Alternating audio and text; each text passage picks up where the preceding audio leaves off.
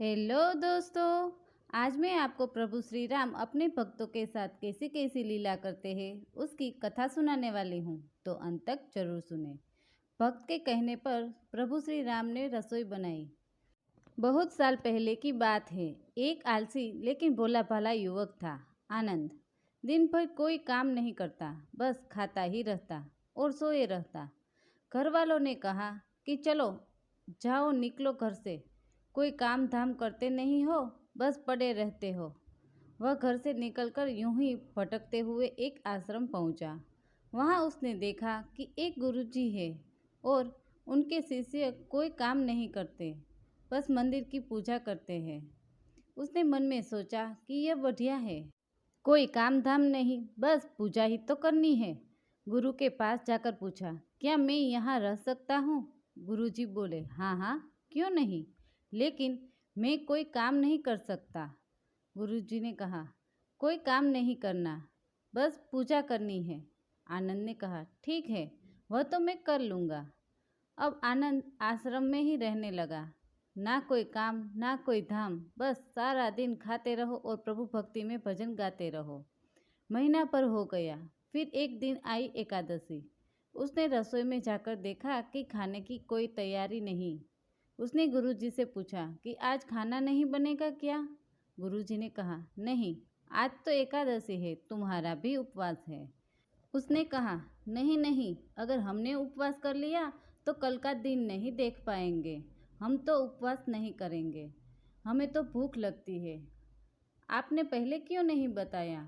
गुरुजी ने कहा, ठीक है, तुम ना करो उपवास, पर खाना भी तुम्हारे लिए कोई और नहीं बनाएगा, तुम खुद बना लो। वह गया रसोई में। गुरुजी फिर आए। देखो, अगर तुम खाना बना लो तो राम जी को भोग जरूर लगा लेना और नदी के उस पार जाकर बना लो रसोई। उसने कहा, ठीक है। लकड़ी, आटा, तेल, घी, सब्जी लेकर आनंद महाराज तो चले गए। जैसे तैसे खाना भी बनाया। खाने लगे तो याद आया कि गुरुजी ने कहा था कि राम जी को भोग लगाना है। लगा भजन गाने, आओ मेरे राम जी भोग लगाओ जी, प्रभु राम आइए, श्री राम आइए, मेरे भोजन का भोग लगाइए। कोई न आया तो वह बेचैन हो गया कि यहाँ तो भूख लग रही है और राम जी आ ही नहीं रहे। भोला मानस जानता नहीं था कि प्रभु साक्षात तो आएंगे नहीं, पर गुरु जी की बात मानना जरूरी है। फिर उसने कहा, देखो प्रभु राम जी, मैं समझ गया कि आप क्यों नहीं आ रहे।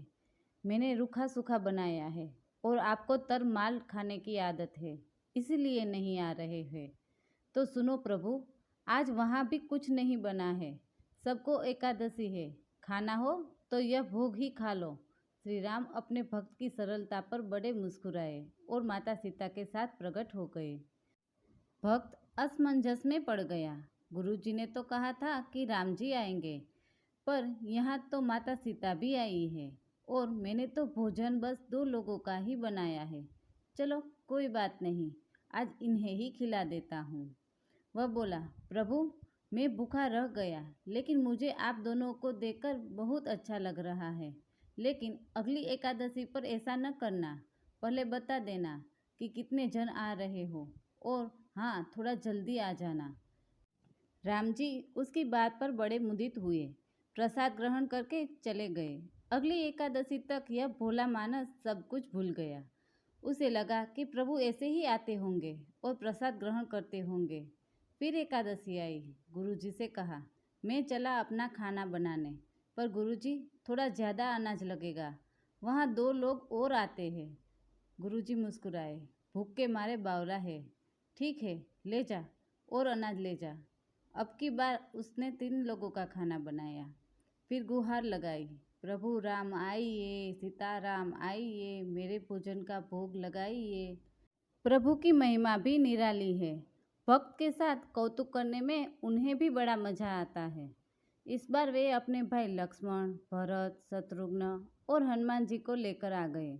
भक्त को तो चक्कर आ गए। यह क्या हुआ? एक का भोजन बनाया तो 2 आए, आज 2 का खाना बनाया तो पूरा खानदान आ गया। लगता है आज भी भूखा ही रहना पड़ेगा। सबको भोजन कराया और बैठे बैठे देखता रहा। अनजाने ही उसकी भी एकादशी हो गई। फिर अगली एकादशी आने से पहले गुरुजी से कहा, गुरुजी, ये आपके प्रभु राम जी अकेले क्यों नहीं आते? हर बार कितने सारे लोग ले आते हैं। इस बार अनाज ज़्यादा देना। गुरुजी को लगा कहीं यह अनाज बेचता तो नहीं है, देखना पड़ेगा। भंडार में जाकर कहा, इसे जितना अनाज चाहिए दे दो, और झुककर उसे देखने चल पड़े। इस बार आनंद ने सोचा, खाना पहले नहीं बनाऊंगा, पता नहीं कितने लोग आ जाए, पहले बुला लेता हूँ, फिर बनाता हूँ। फिर टेर लगाई, प्रभु राम आइए, श्री राम आइए, मेरे भोजन का भोग लगाइए। सारा राम दरबार मौजूद। इस बार तो हनुमान जी भी साथ आए, लेकिन यह क्या, प्रसाद तो तैयार ही नहीं है। भक्त ठहरा भोला भाला, बोला, प्रभु इस बार मैंने खाना नहीं बनाया। प्रभु ने पूछा, क्यों? वह बोला, मुझे खाना मिलेगा तो नहीं, फिर क्या फ़ायदा बनाने का, आप ही बना लो और खुद ही खा लो। राम जी मुस्कुराए। सीता माता भी गदगद हो गई उसके मासूम जवाब से। लक्ष्मण जी बोले, क्या करे प्रभु?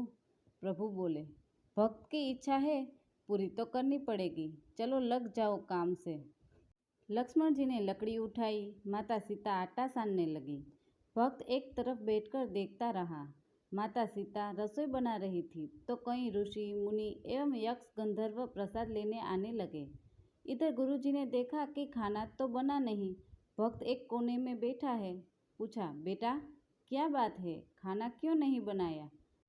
वह बोला, अच्छा किया गुरुजी, आप आ गए, देखिए कितने लोग आते हैं प्रभु के साथ। गुरुजी बोले, मुझे तो कुछ नहीं दिख रहा तुम्हारे और अनाज के सिवा। भक्त ने माथा पकड़ लिया, एक तो इतनी मेहनत करवाते हैं प्रभु, भूखा भी रखते हैं और ऊपर से गुरुजी को दिख भी नहीं रहे हैं, यह और बड़ी मुसीबत है। प्रभु से कहा, आप गुरुजी को क्यों नहीं दिख रहे हैं? प्रभु बोले, मैं उन्हें नहीं दिख सकता। वह बोला, क्यों? वे तो इतने बड़े पंडित हैं, ज्ञानी हैं, विद्वान हैं, उन्हें तो बहुत कुछ आता है, उनको क्यों नहीं दिखते आप? प्रभु बोले, माना कि उनको सब आता है, पर वे सरल नहीं है तुम्हारी तरह, इसलिए उनको नहीं दिख सकता। आनंद ने गुरु से कहा, गुरुजी, प्रभु कह रहे हैं कि आप सरल नहीं है, इसलिए आपको नहीं दिखेंगे। गुरुजी रोने और कहने लगे कि वाकई में मैंने सब कुछ पाया, पर सरलता नहीं पा सका तुम्हारी तरह, और प्रभु तो मन की सरलता से ही मिलते हैं। प्रभु प्रकट हो गए और गुरुजी को भी दर्शन दिए। इस तरह एक भक्त के कहने पर प्रभु ने रसोई भी बनाई। आपको प्रभु श्री राम और भक्त आनंद की कहानी कैसी लगी ये कमेंट में ज़रूर बताइए। अगर वीडियो पसंद आई है तो वीडियो को लाइक करें, चैनल पर नए हैं तो चैनल को सब्सक्राइब करें और कमेंट में जय श्री राम अवश्य लिखें। Thanks for watching.